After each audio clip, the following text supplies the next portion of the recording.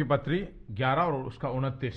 क्योंकि परमेश्वर अपने वरदानों से और बुलाहट से कभी पीछे नहीं हटती। परमेश्वर के वरदानों से और बुलाहट से कभी पीछे नहीं हटता।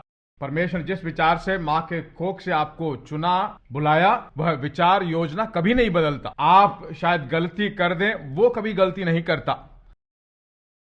आप शायद त्याग देंगे, पर वो कभी नहीं त्यागता। आप अपना पीठ दिखाकर भाग भी जाए, परमेश्वर कभी अपना पीठ तुम्हें दिखाकर भाग नहीं जाता। बुलाहट और वरदान कभी नहीं बदलते। जिसने आपको बुलाया है, दुनिया के आखिर तक आप ही के साथ रहकर जिस विचार से आपको उसने बुलाया है, उसको परिपूर्ण रूप से पूरा करेगा। वापस कहता हूं, परमेश्वर ने जो बुलावा आपके ऊपर रखा है, जो विचार आपके ऊपर रखा है, उस पवित्रता के आधार पर नहीं है।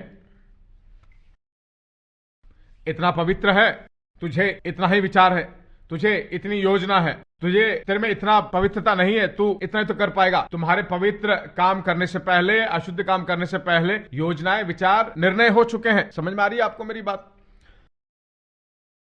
परमेश्वर कमी से भरे लोगों को, गलती करने वाले लोगों को उपयोग नहीं करेगा। जो ठोकर खा जाते हैं उनको उपयोग नहीं करेगा। तो परमेश्वर पूरे बाइबल में किसी को उपयोग नहीं कर सकता। पूरे बाइबल में परमेश्वर के द्वारा उपयोग किए गए अक्सर बहुत सारे लोग गलती किए हुए हैं। परमेश्वर के ऊंचे विचारों को, योजनाओं को खोए हुए, फिर भी जब परमेश्वर के पास आए, मन फिराए, तब उस जिंदगी से बाहर आने के बाद जिस विचार से परमेश्वर ने उनको बुलाया, उस विचार को पूर्ण रूप से पहुंचाया परमेश्वर ने। परमेश्वर कभी नहीं बदला है भाई, कभी नहीं बदलता है। बाइबल में कुछ लोगों को परमेश्वर ने किया है, तो आपको भी निश्चय करेगा। गलातियों की पत्री जाते हैं, गलातियों की पत्री 1 अध्याय 11वें वचन से मैं पढ़ता हूं। हे भाइयों, मैं तुम्हें जताए देता हूं कि जो सुसमाचार मैंने सुनाया है वो मनुष्य का सा नहीं, क्योंकि वह मुझे मनुष्य की ओर से नहीं पहुंचा और न मुझे सिखाया गया, पर मसीह यीशु के प्रकाश से मिला। यहूदी मत में जो पहले मेरे चाल चलन का था तुम सुन चुके हो। मैं परमेश्वर की कलीसिया को बहुत ही सताता और नाश करता था। परमेश्वर की कलीसिया को बहुत ही सताता और नाश करता था। इसलिए मैंने कहा था, पिछली बातों को भूल जाना मतलब ये मन में है ही नहीं है। पिछले दिनों में जो उसने कहा किया वो लिखता है कि नहीं? नहीं। मन में है क्या? वो है, पर परमेश्वर ने उसे माफ कर दिया, उसको याद करता है। वो वहीं पर नहीं बैठा है, वहीं पर नहीं बैठा है। उस दिन मैंने सिर्फ उसको मार डाला। एक अपराधी हूं मैं, सदा उस सोच में नहीं है। किसी का नाम है माना स्टीफन, जिसकी हत्या की वही है क्या? उसका परिवार क्या हो? ऐसा नहीं सोचा। यह मनुष्य एक जगह कहता है, मैंने किसी को कोई अन्याय नहीं किया। ऐसा ही कहता है, मैंने किसी को कोई अन्याय नहीं किया। तो ये सब, वो सब पहले की बात है, वो सब भूल गया हूं, उसी को मैं सोच नहीं रहा हूं। किसी को कोई अन्याय मैंने नहीं किया है। अब मेरा एक लक्ष्य है, बेकार के लक्ष्य नहीं, हमने किया वो कर दिया, ऐसा कर दिया, वैसा कर, वो नहीं।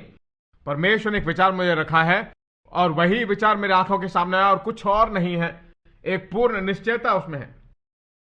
और अपने में बहुत से जाति वाले से जो मेरी अवस्था के थे, यहूदी मत में बढ़ता जाता था और अपने बाप दादों के व्यवहारों में बहुत ही उत्तेजित था।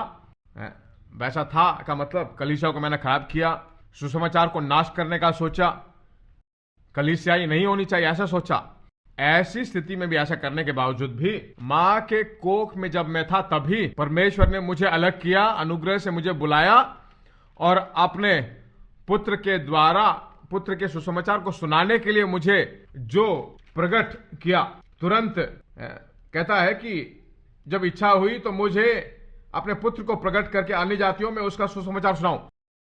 जिस विचार से मुझे बुलाया गया उस विचार को नाश करने का सोचा और मां के कोख से ही जब परमेश्वर ने योजना रखी उसको मैं पूरा करता हूं।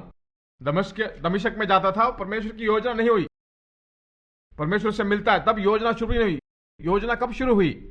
मां के कोख में जब था तभी योजना शुरू हुई। दमिश्क जाते वक्त नहीं। वह यीशु अपने आप को जीवित परमेश्वर उसको दर्शन देकर कहता है, हे शाऊल, मुझे क्यों तू तंग करता है? मैं तुझे बहुत बड़ी सेवकाई करना चाहता हूं। बहुत सारे रहस्य जो प्रकट नहीं हुए मैं तुम्हारे द्वारा प्रकट करना चाहता हूं। पर तुम चूक गए हो, चले जाओ, जाओ जाओ। हम हो तो ऐसे ही कहेंगे, है ना? तुमसे मैं क्या क्या करवाना चाहता था, नए नियम में आधे से ज्यादा मैं तुम्हें बताना चाहता था, तुम्हें द्वारा लिखना चाहता था। तुमको लेकर एक बहुत बड़ी योजना, तुम जो है सहभागी नहीं हो रहे हो, जाओ जाओ, मत करो कुछ। परमेश्वर ने ऐसा नहीं कहा। वरदान और बुलाहट कभी नहीं बदलती हैं।